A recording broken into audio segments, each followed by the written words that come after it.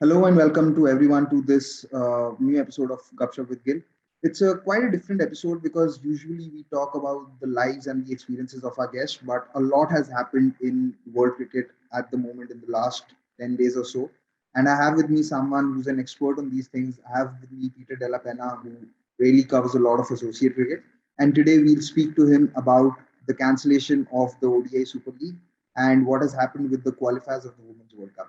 Hi, Peter. Welcome to the show. How are you doing? Doing good, Gill. How are you? Peter, the last time you were here, you had spoken of how the Intercontinental Cup, the cancellation of the Intercontinental Cup after 2017 had meant that the associate cricketers were not getting enough opportunity to develop into long format cricketers. Now, with the cancellation of the ODI Super League, what do you think how it impacts associate cricket, the associate cricketers, and the smaller nations who do have test status but don't play enough against the big teams? Well, I think the conversation has been misguided in terms of the fallout, focusing too much on the need for the Super League and how, well, if it was a 10-team World Cup for 2023, you needed the Super League for qualification because there was genuine competition. You only had the top 8 teams qualify, or the top 7 with the host qualifying for the World Cup, and then the bottom 5 teams in the Super League would go back to the repechage World Cup qualifier, the traditional World Cup qualifier, the ICC trophy under its former name. And now people I've seen have argued that, well, if the World Cup is expanded to 14 teams, what's the need for a 13-team Super League? Because you've got more spots in the World Cup available than teams in the Super League. So what's the point? And it's a misguided sentiment, because what the Super League really did more than anything else was provide guaranteed fixtures, especially for the lower rung teams in the Super League. If you look at Netherlands as the sole associate in the Super League competition, the Super League guaranteed all the teams, 24 ODIs over the course of the 2.5 years, 3 years. Prior to the Super League being formed, outside of World Cups, the Netherlands had only played 7 ODIs against full members. So I'm looking at it right now. They played 2 ODIs in 2006 against Sri Lanka. They played in 2007. They played a match against the West Indies, which was actually in Ireland as part of a tri-series quadrangular series. They played a match again similarly against Bangladesh in Glasgow, Scotland in 2010. They played a match against South Africa in 2013, and they played 2 ODIs against Zimbabwe in 2019. So only 5 ODIs on home soil, and really those would have been tacked on as part of extended tours, more than likely to England. Okay. Scotland similarly has only played, I think it's either 15, 16, 17 ODIs outside of World Cups in their entire history against full members. Okay. So if you look at the cases of both those 2 countries as to the upper echelon associates, and in particular the Netherlands, who was the only associate in the Super League, to have 7 full member ODIs, bilateral ODIs between 2006 and 2019 against full members, compared to 24 guaranteed ODI fixtures between 2019 or 2020 and 2023. That's a huge difference. That's more than 3 times what they had in their entire history, condensed into a 3-year period. And what is kind of the fallacy of the cancellation is people, again, going back to saying, oh, well, this just opens up the freedom to schedule bilateral fixtures, and the teams, you know, if they want to, they've got the openness in their schedule. They can the full members, out of the goodness of their hearts, in order to help develop the cricket in some of these countries and to develop the competitiveness, they'll just go back to scheduling ODIs as bilaterals. Well, you touched on it. Has that happened, or did that happen for Ireland and Afghanistan since they got test status? But the status doesn't even mean anything to those countries. Forget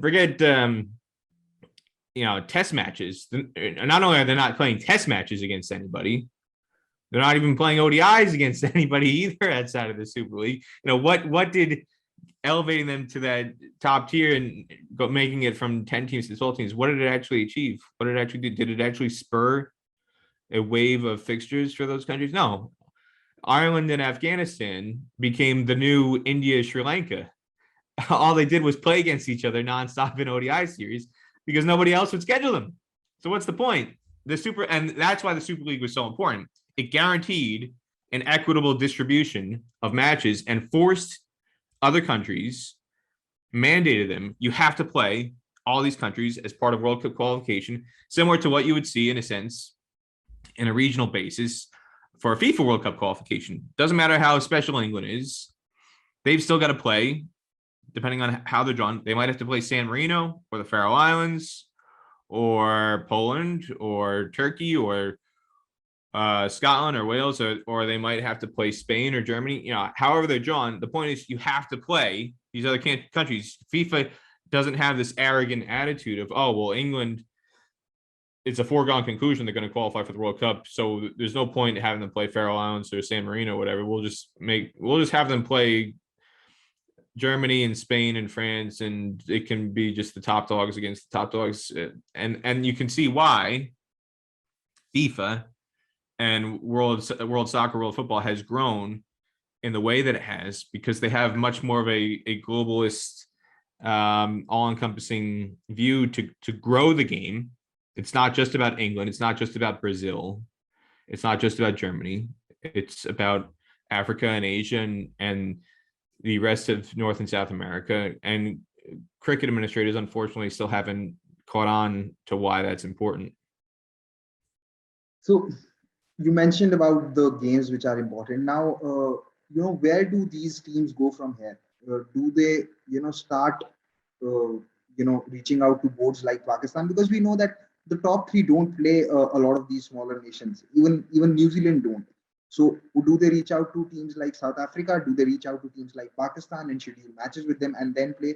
Because now the qualification is down to the rankings, and the rankings can only be affected if you play a lot more cricket. But eventually, if you're not going to play those matches, how do you qualify? So what is the next step do you look at in terms of how can associate cricketers or associate cricket nations make things better for themselves, given how there isn't a lot of support, or I'd say rather complete lack of support from the top body? Well, you say that it's a very altruistic notion, saying, oh, Pakistan will turn into the benevolent nation who will reach out to these other countries, or take your pick, Sri Lanka or New Zealand, whatever, because it's certainly not going to happen by India, Australia, or England. We know that much. Yeah, that's been proven. But all you have to do is go back to 2017 or 2018, I think it was, and I believe Pakistan or Bangladesh, or maybe both, were right on the fringe of that eighth spot in the rankings. 2017, the Champions Trophy. 2017, right? And so West Indies was trying to fight their way into the top 8 to avoid going to the qualifier in Zimbabwe. And I forget which one it was, but essentially they came up with some excuse to postpone the series, and it's not going to fit into our touring. Pakistan didn't play that series so that they could qualify, and West Indies missed out on that Champions Trophy. Yeah, so Pakistan didn't play, right? And how was that able to be legislated, or how was that able to pass? Because nobody stopped them, and the rankings table and the rankings point are very easily open to manipulation like that. All you have to do, you can just come up with whatever you say. We can't go, blah, blah, blah, blah. Oh, the happy byproduct is, we wind up in the top. We had no idea we would wind up in the top 8 by just postponing a series. Geez, how did that happen? That I don't see how that would happen in other sports where you have a fixed amount of matches that you have to play, where each game counts towards your qualification on a group table, right? And there's no way to wiggle out of that. Cricket has shown there are ways to wiggle out of your presumably your fixtures that are supposed to be in theory mandated, but again, teams have shown it's not worth the paper it's printed on if that's the fixture list, right? So what's going to happen? I don't think it should surprise anybody if down the road a similar incident like what happened with Pakistan and West Indies in 2017 happens post 2023 in the next World Cup qualification cycle. Interesting. And yeah, you're right. It's very much a possibility. And, the reason why I said that the top three are not going to play each other, because you have to look at how much of Australia even played teams like West Indies. I mean, this year when they toured West Indies, it was after a huge gap. And we know Australia have time and again pulled out of tours to Bangladesh. This year was one where they did. So that is why I brought in those countries, because uh, outside of the top three, or maybe I'd say even outside of the top four, if you consider New Zealand, the teams struggle to manage their finances and keep themselves afloat. Now, with the cancellation of Super League, how does it financially impact these countries? Because when they were getting matches, they were also assured of a regular income in some way or the other. Now that has been taken away. So how does it financially impact these countries, their cricketers, and what are we looking at the in the larger scheme of things? Well, again, if you were able to secure fixtures against these countries, it means more sponsorship opportunities, more revenue generating opportunities in general. So if you were going to host India for 3 matches, or if you were going to host Australia or England or whatever for 3 matches, or you're just going to play them in general, just have pure TV exposure, whether it was home or away, that's huge. That's monumental. And you can plan for that. You can take that to a sponsor years in advance and say, here, this is our fixture list. Here's what we've got coming up 12 months, 24 months out. Here's why you should get involved, because this is going to mean X amount of eyeballs for your product with your branding on our jersey or on our broadcast. And we think this is a great opportunity for you. And it's all laid out a year, 18 months, 2 years in advance. That's not the case when you're dependent on bilateral fixtures. I mean, something.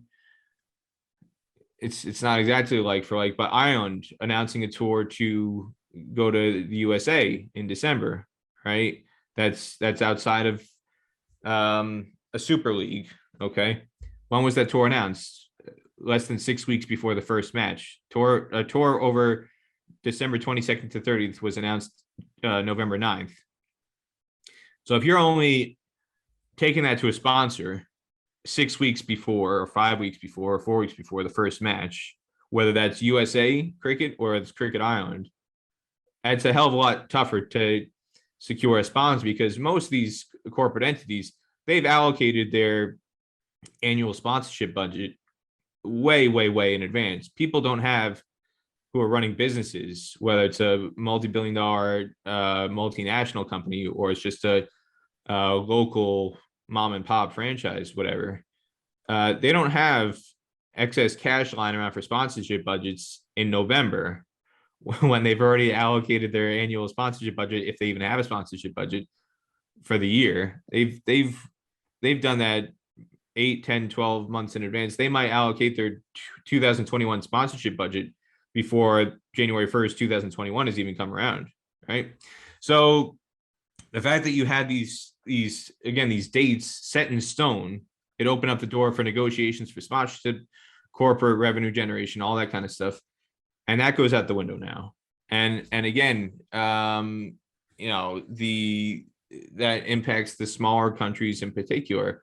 The big three, I don't think anybody's counting on Australia, India, England out of the goodness of their hearts to schedule fixtures. And the other thing too, again, the disingenuousness of canceling fixtures or just fobbing off teams and saying, oh, we can't do this, we can't do that.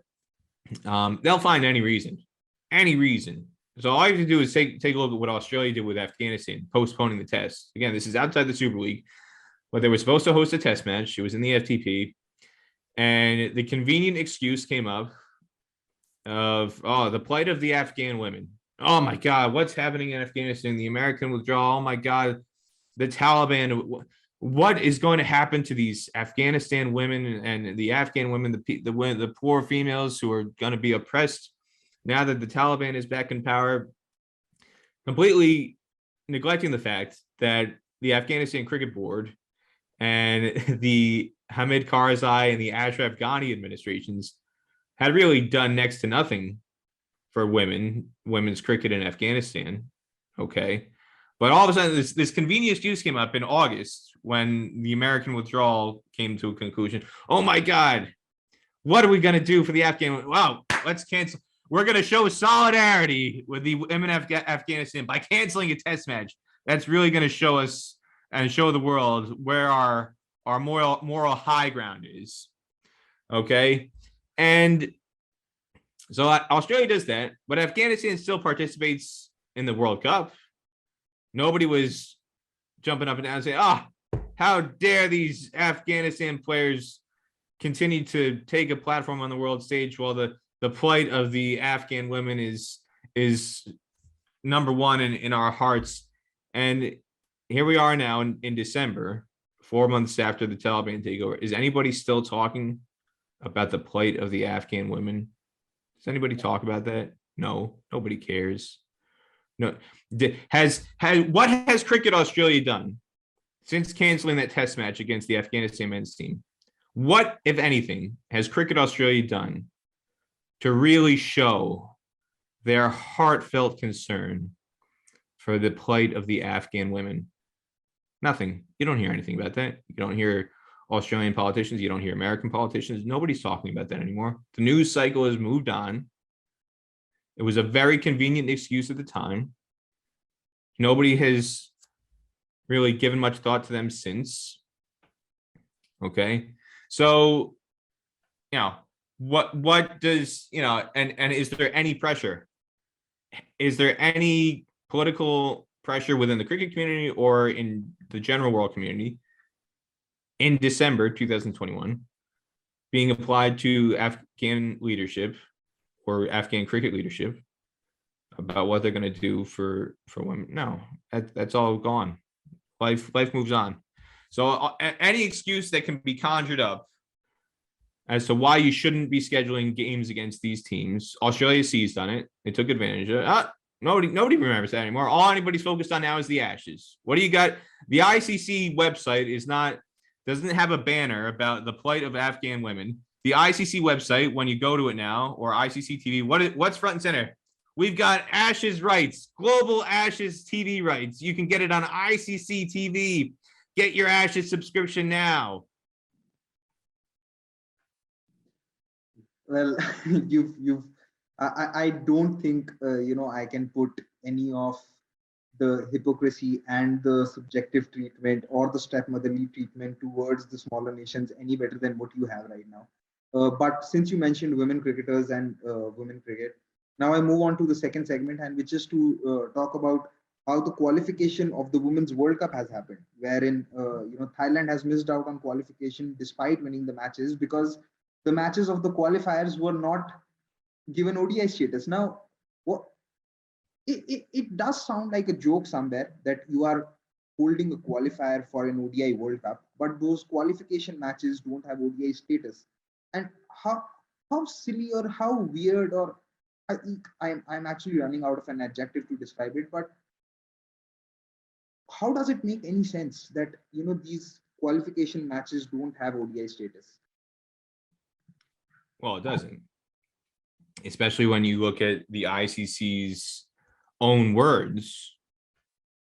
If you go back to some of their press releases, they had said to remove confusion over the status of matches at World Cup qualifier events, they were going to just draw a line under all of it and say all matches at World Cup qualifier events going forward for 50 over matches anyway, all matches will have ODI status. That was in an ICC press release.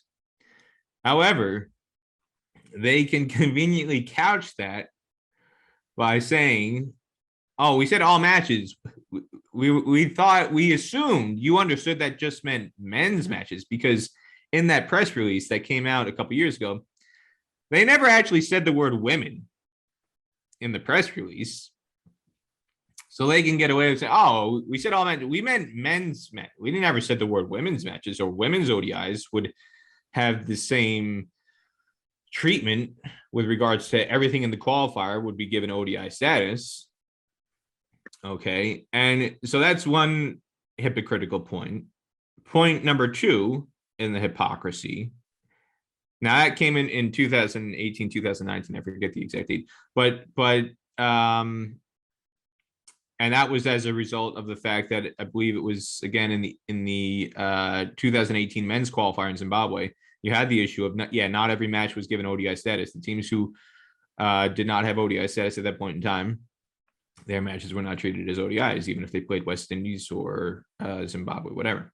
So the ICC decided to fix that going forward. I think that release came out in 2019. That was hypocrisy point number one. Point number two, literally at the start of the tournament, November 22nd, ICC puts out a press release where they don't shut up about women and women's cricket and putting women at the forefront of everything, and we're all about championing women. And the word women, or women's, some variation of it, appears by my count 7 times in the press release that the ICC put out, including in the opening line where they launched their global strategy for growth. The International Cricket Council today unveiled its global growth strategy, which places women's cricket firmly at the heart of its long-term ambitions. A couple of paragraphs down, the ICC will deliver competitive cricket with context for all members, invest and grow women's cricket, build cricket among associate members, deepen fans' connection through digital transformation, blah, blah, blah. Then you got a quote from ICC Chairman Greg Barclay. His first line, the strategy is for the whole sport, and it will enable us to strengthen what we currently have, particularly around the women's game, and ensuring we deliver competitive cricket with context for all our members. ICC CEO Jeff Allardyce. I am particularly excited by the commitment of everyone in the sport to investing and growing the women's game. And then they cite the 86,000 attendance of the women's T20 World Cup final in Australia in 2020 as evidence that we're all about supporting women. Well, then days later, all that blows up in their face when they backtrack on giving all games in the tournament ODI status. And what did that directly mean in terms of rankings when they then canceled the tournament? They said, oh, we're going to go back and do it on the rankings prior to the start of the tournament, or ODI rankings in general, because again, not every match in that tournament counted as an ODI, so they couldn't then retroactively include those matches in the ranking points. What does that mean? Thailand, despite beating teams with ODI status in what were 50 over matches and met all of the conditions otherwise for what would be an ODI, except having literally the words ODI stamped across the top of the scorecard. Oh, well, Thailand hasn't played ODIs, so I guess we can't count any of the matches towards any rankings points. And we'll just include the teams that actually have ODI status and give them. And sorry to come in between, but what makes this even more outrageous is that I read that the ODI status has been given to teams on the basis of how the men's team performed. Because Afghanistan women team is nowhere better than Thailand's women team, but they have an ODI status. But Thailand... No, they're not better than Thailand's women. They don't exist, Gill. Afghanistan women's team does not. There's no such thing as the Afghanistan women's team. Where are their scorecards? They never played any matches. They're not better. They don't exist, but they have ODI status. Yeah, sorry, I got that part wrong. But again, it just highlights how how poor they have been, not only administratively, but even in terms of the intentions of growing the game. Like, how can you in big 2021 give a ODI status to a women's team on the basis of how their men's team performs? I mean, that should lead to some kind of an protest and outrage from women bodies or feminist bodies all around the world. Why is it not catching enough attention? Because it's very easy for administrators to escape the wrath of whether it's female cricketers or women's sports supporters in general, because who is going to be the target of the wrath? Who is going to draw the ire? Let's say the ICC. Well, how are you going to show your anger at the ICC? Oh, we're gonna picket outside their office. We're gonna stage a protest. Oh, so people from Thailand are gonna fly to Dubai to picket outside the ICC headquarters in Dubai? Really? Is that gonna happen? Are people from other countries gonna fly all the way to Dubai to campaign outside the ICC headquarters? One of the shrewdest moves the ICC ever did was move their offices from London to Dubai, because they can do whatever they want, essentially, under no pressure from the man on the street. Because even in the context of Dubai, the ICC headquarters is located in the middle of nowhere. It's located much further south of kind of the main strip that hugs the Gulf and the waterfront there. All of Dubai is basically the center of Dubai, or the all the activity in Dubai hugs the waterfront. All the businesses, the rail system, it's all hugging the waterfront there, the marina, and all in there. The Dubai sports city, where the ICC headquarters is a good 10-15 miles south of all that. So you've got to get a rental car, or you have to be driving to locate the place, and it's not easy to find. Even if you get a taxi driver and ask him, take me to the ICC headquarters, I want to protest. And say, ICC headquarters, where the hell is that? I don't know where the hell the ICC headquarters is. You're a taxi driver. You're supposed to know these things. I don't know where that is. If you want to find the ICC headquarters and a taxi driver in Dubai, you have to tell him to take you to the F1 racetrack. Oh, F1 Motor City. You want me to take you to Motor City? Yes, drive me to Motor City, to the F1 track. And then once we get there, then I'll take you further along the road, another half mile to a mile long, and we'll find the ICC headquarters. If you tell them to take you to the ICC headquarters, they have no idea what the hell you're talking about. That's how anonymous cricket is in Dubai. So it's so easy for the leading administrators, the leading cricket administrators in the world, to really operate under a shroud of secrecy and without any pressure from the man on the street. And that is borne out by a lot of decisions. They can go into work, drive to their office in Dubai, drive home. Nobody cares. Nobody's going to bother them in the grand scheme of things. They don't have to live on Twitter. Twitter is a very artificial bubble. Twitter does not represent real life. Sorry to say. Okay, we can scream and shout and tweet all sorts of things in bold caps with 280 characters, but does it really amount to much? No, if we're being honest. Okay, and that's how they're able to get away with it. That's why there's no pressure. That's why people are not able to really affect change if they're not able to put pressure on a face-to-face level.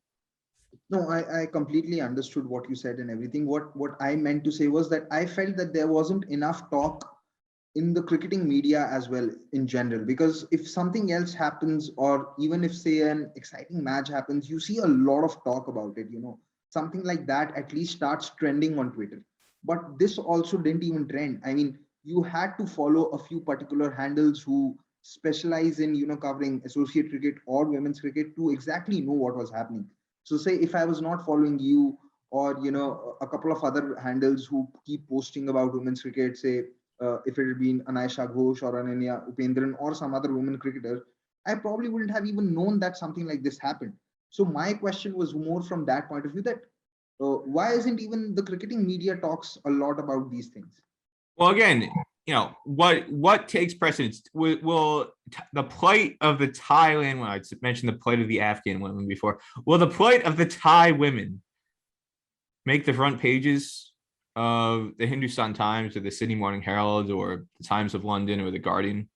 Is that making the front page? No. Is it making the front page of the sports page? No. Or the back pages on, if you've got a tabloid, does it make the front or the back page on that leads the sports page on the back cover? No. Why is it? What was taking the cricket world's attention at the moment that the plight of the Thailand women was front and center in the associate community? What was everybody talking about? The conversation was being dominated in the global cricket scene by who is going to get dropped when Virat Kohli returns at the end of this test match. That's what everybody was talking about. You had India in progress against New Zealand. Okay. And people were talking, oh my God, Tim Southey, what an amazing bowling spell. This is one of the greatest bowling spells of all time by a pace bowler in India. And Shreyas Iyer, oh my God, Shreyas Iyer, what an amazing match he's had. And gosh, how can you drop him after a performance like this? And who's going to be dropped when Virat Kohli comes back? That's what everybody was talking about. Again, so for all the talk, even amongst the leading journalists about, the big three is evil, down with the big three, India ruins everything, and Australia and England ruin everything, and they're hurting the little man in cricket. All the people who say these things, again, with this moral high ground within the cricket community, down with the BCCI. What were all these same people talking about while the Thailand women were getting screwed over?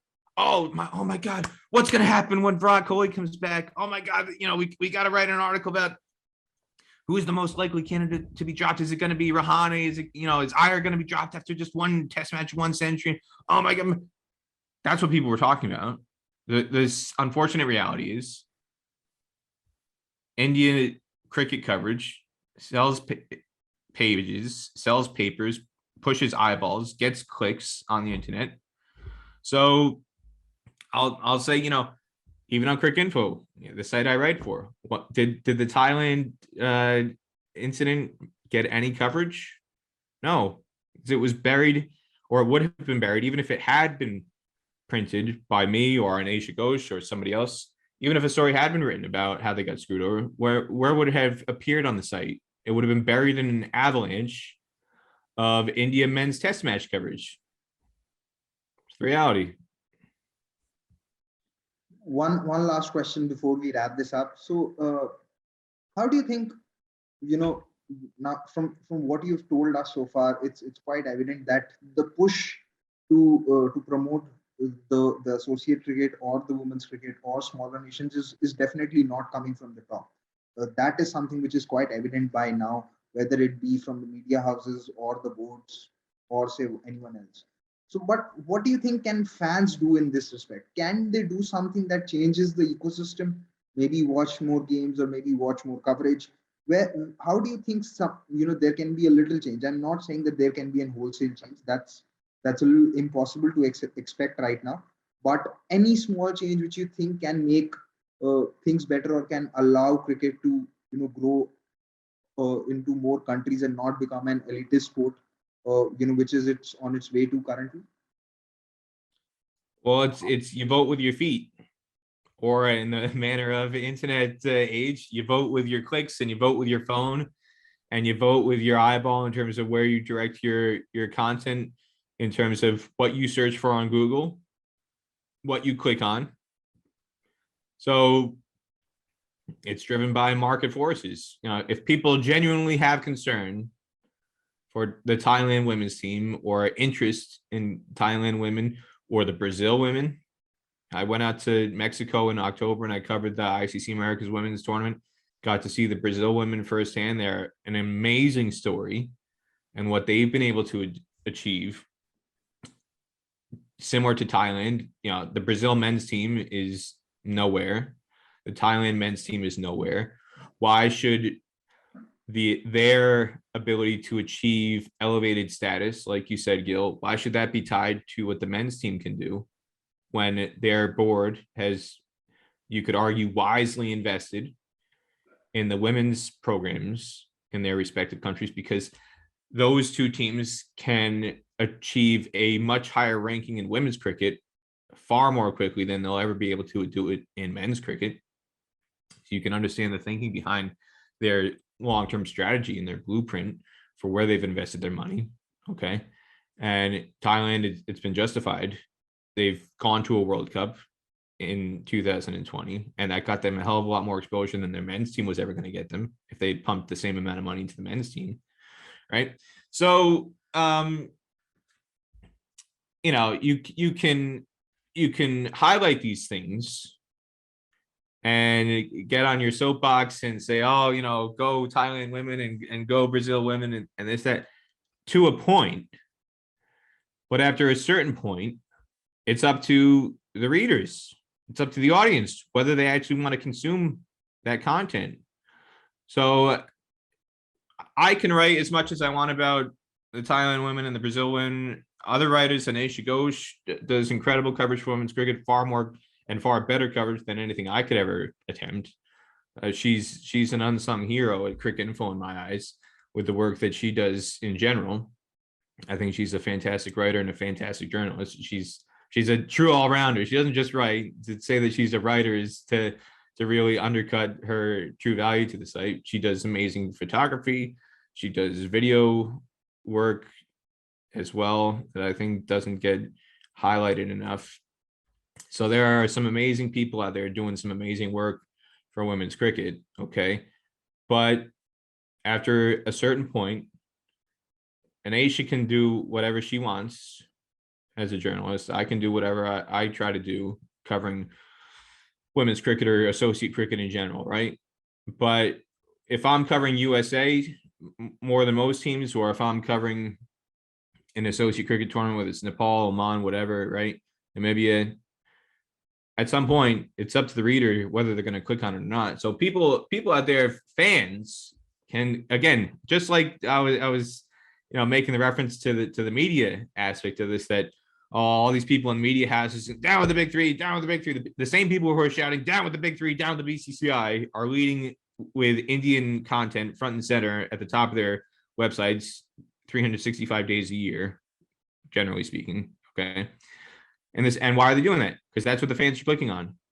So if you as a fan are watching this or are watching something else and you say, oh, down with India, down with the BCCI, down with Cricket Australia, down with the ECB, why isn't more content about Thailand women's cricket? Why isn't more content about Brazilian women's cricket? Why isn't more content about USA cricket being shown leading these websites? Well, that's up to you. You've got to click on it.